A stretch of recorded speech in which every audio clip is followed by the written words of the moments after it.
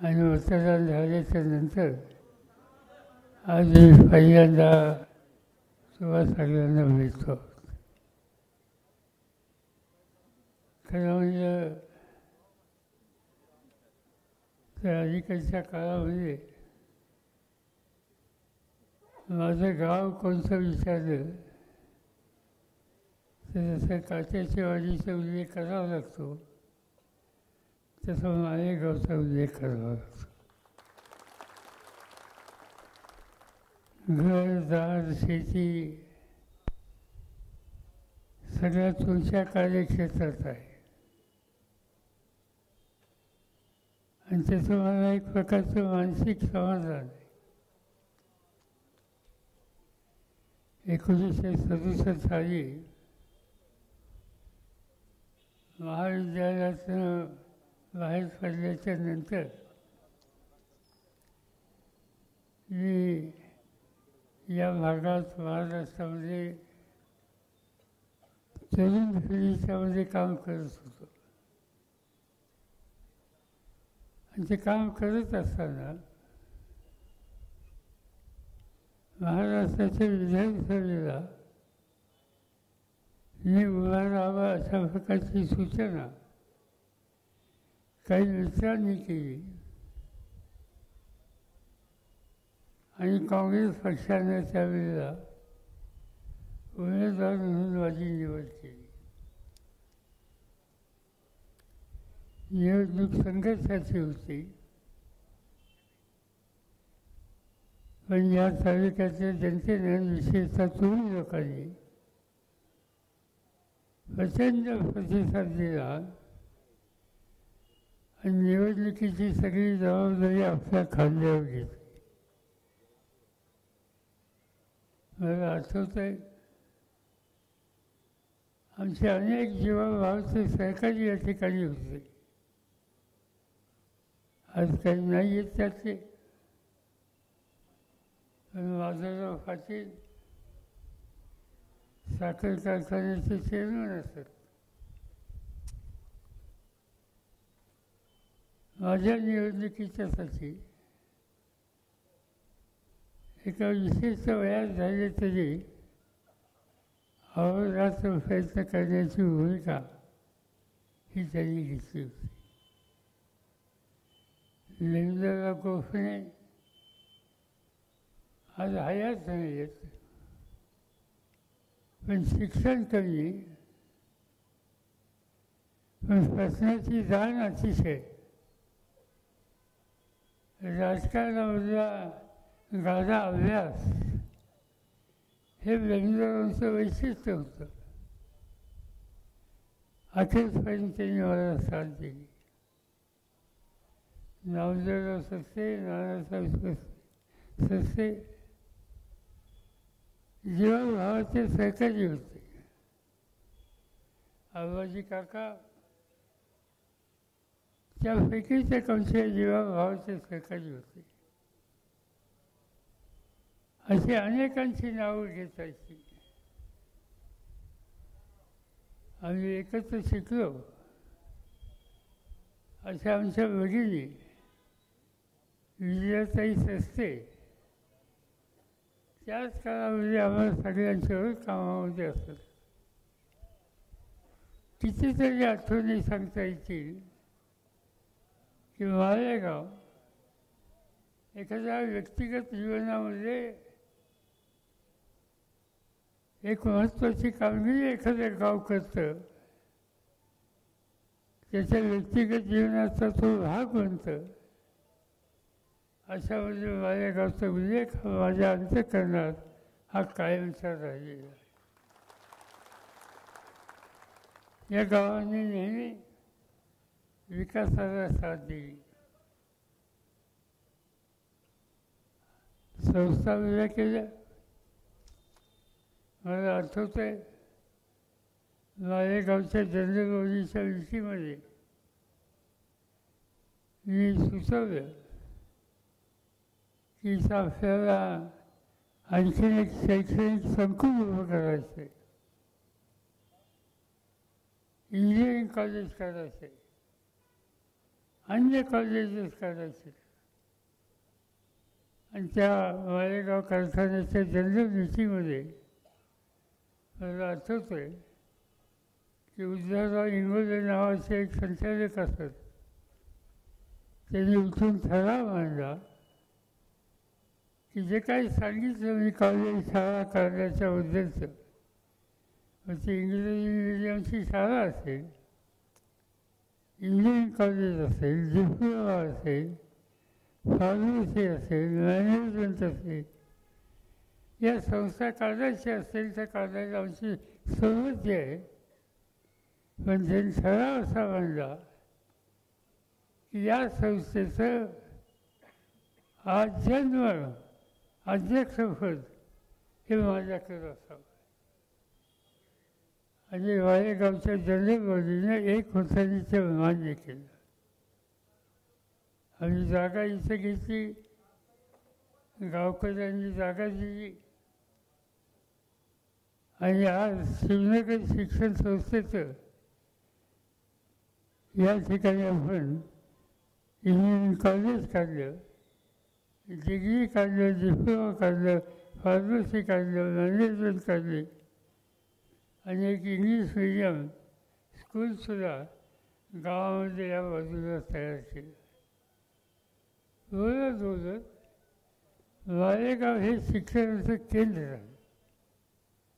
आज माझ्या अकरा लक्षामध्ये नाही, पण मध्यंतरी मी बघितलं, काही माहिती काढली तर एक तर मालेगावमध्ये 200पेक्षा अधिक इंजिनियर या ठिकाणी आहेत आणि त्याच्यावरच इंजिनियर हे मालेगावच्या बाहेर वेगवेगळ्या कंपन्यामध्ये कुठं ना कुठे काम करतात.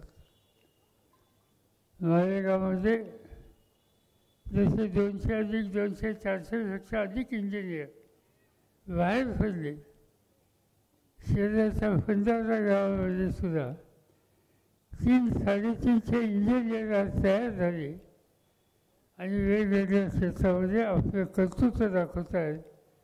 त्या घरांच्यामध्ये आमूलाग्र बदल झाला आणि म्हणून हे शिक्षणाचं केंद्र आपण उभं केलं.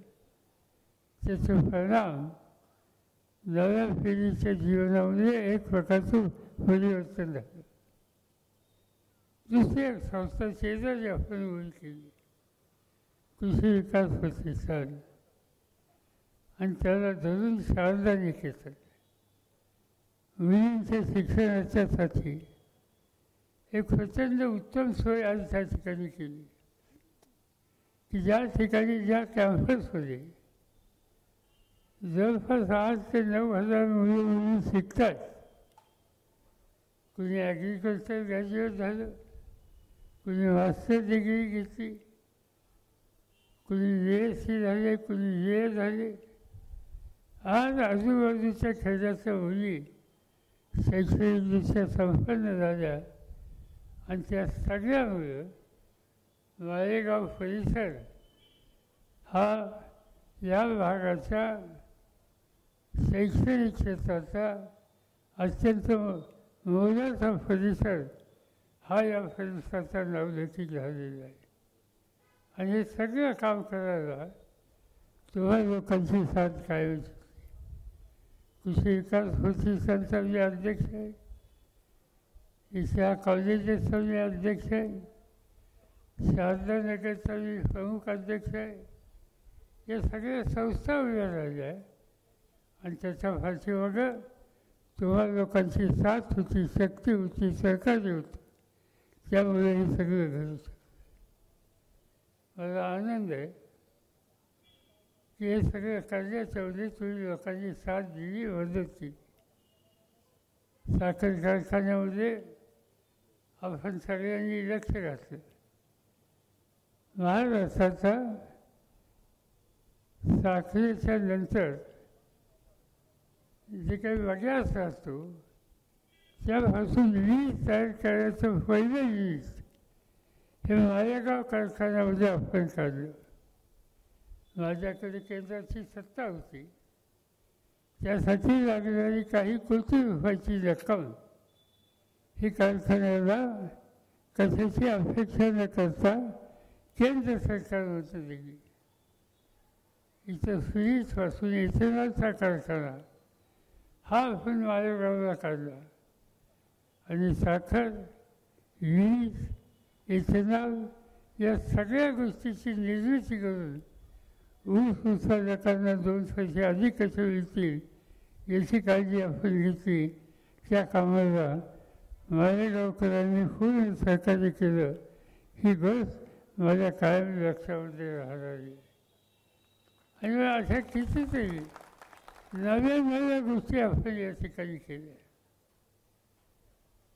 आज तुम्हा सगळ्यांना धन्यवाद देण्यासाठी आम्ही इथं आलो. परवाची निवडणूक झाली. निवडणूक मी इतर ठिकाणी सांगितलं. माझी पहिली निवडणूक इथं झाली होती आणि ती निवडणूक संघर्षाची होती. साधी सोपी नव्हती. पण सामान्य लोकांच्या तरुण कार्यकर्त्यांच्या मदतीनं त्या निवडणुकीत मला यश आलं. त्यानंतरच्या जेवढ्या निवडणुका झाल्या, मगाशी मी एका ठिकाणी सांगितलं की तुम्हाला आश्चर्य वाटेल, गेल्या 55-60 वर्षामध्ये मी 14 निवडणुका लढलो आणि या 14ची एक निवडणूक फक्त माढा, करमाळ्याच्या आणि फलटण या भागात लढलो. बाकीच्या सगळ्या निवडणुका इथे लढलो. आणि त्या पहिल्या निवडणुकीमध्ये पहिली निवडणूक सोडली तर मला प्रचाराला कधी यावं लागलं नाही. मी महाराष्ट्रात फिरत आलो, मी इतर जिल्ह्यात फिरत आलो. इथली निवडणुकीची सगळी जबाबदारी तुम्ही लोकांनी, तुमच्या तरुण पिढीने, आमच्या महिला भगिनींनी ही आपल्या खांद्यावर घेतली आणि प्रत्येक निवडणुकीमध्ये मला 100% यश द्यायचं काम तुम्ही लोकांनी केलं. यावेळीच्या निवडणुकीमध्ये मी स्वतः उभा नव्हतो, पण सुप्रियाताई होत्या. 3 निवडणुकीमध्ये सुप्रियाला तुम्ही विजयी केलं. देशाच्या लोकसभेमध्ये सतत हजेरी ठेवून संसदेच्या कामात भाग घेणारे जे सभासद की ज्यांच्या लौकिक पार्लमेंटमध्ये आहे, त्या पहिल्या 2-3 सभासदांमध्ये सुप्रियाचा नाव लौकिक दिल्लीमध्ये झाला आणि तुम्ही सगळ्यांनी त्यांना शक्ती पाठिंबा दिला. आणि यंदाची त्यांची 4थी निवडणूक होती. या निवडणुकीकडं देशाचं लक्ष होतं. दिल्लीचं कुठल्याही वर्तमानपत्र काढलं तर चर्चा बारामतीची निवडणूक. महाराष्ट्रातली कुठल्याही चर्चा टेलिव्हिजन बघितला, चर्चा बारामतीची निवडणूक. आणि ही निवडणूक संघर्षाची होती. पण या निवडणुकीमध्ये सुद्धा तुम्ही लोकांनी जे काही काम करायचं ते केलं. मगाशी मी बोलत असताना एका ठिकाणी सांगितलं की पहिली निवडणूक आहे, त्यावेळेस लोक बोलतच नव्हते. आमचे सगळे सहकारी प्रचाराला जायचे. गावात काही सभा नाही, फारसे लोक पुढे येत नाहीत, कुणी बोलत नाही. काय परिस्थिती हे कळत नाही असं लोक सांगायला लागले. पण मला खात्री होती निवडणुकीमध्ये ज्यांच्या हातात आपण सत्ता दिल्या ते सत्तेचे सगळे मालक, ते कारखान्याचे संचालक असोत, विविध संस्थांचे पदाधिकारी असोत, ज्यांना अधिकार दिले ते सगळे लोक एका बाजूला आणि नव्या पिढीचे कसल्याही पदावर नसलेले सर्वसामान्य लोक आणि तरुण यांनी ही निवडणूक हातामध्ये घेतली आणि त्याचा परिणाम मताचा विक्रम करून ही निवडणूक आपण लोकांनी जिंकली की ज्याची चर्चा अमेरिकेतल्या न्यूयॉर्कमध्ये, तिथे एक महत्त्वाचा चौक आहे, स्क्वेअर आहे, तिथंसुद्धा बोलत लागला बारामतीच्या निवडणुकीचा. आणि ह्या निवडणुकीचा लौकिक महाराष्ट्रामध्ये झाला, देशामध्ये झाला आणि अमेरिकेमध्ये झाला. त्याचं श्रेय तुम्हा लोकांना 100% द्यावं लागेल. कारण तुम्ही लोकांनी बोलणं काही केलं नाही, पण मतदार केंद्रात गेल्याच्या नंतर कोणतं वचन दाबायचं हे काही तुम्हाला सांगावं लागलं नाही. मताचे आकडे बघितल्याच्या नंतर सगळ्यांना कळलं की लोक हे अतिशय समजूतदार आणि शहाणपणाने निकाल घेतात. या देशातली लोकशाही टिकली की मोदींच्यामुळे नाही. या देशातली लोकशाही या सगळ्या काळामध्ये पुढे गेली की मोदींच्यामुळे नाही. या देशाची लोकशाही टिकली की तुमच्यासारख्या कोट्यावधी लोकांच्या सामूहिक शहाणपणामुळं ही या देशाची लोकशाही टिकलेली आहे.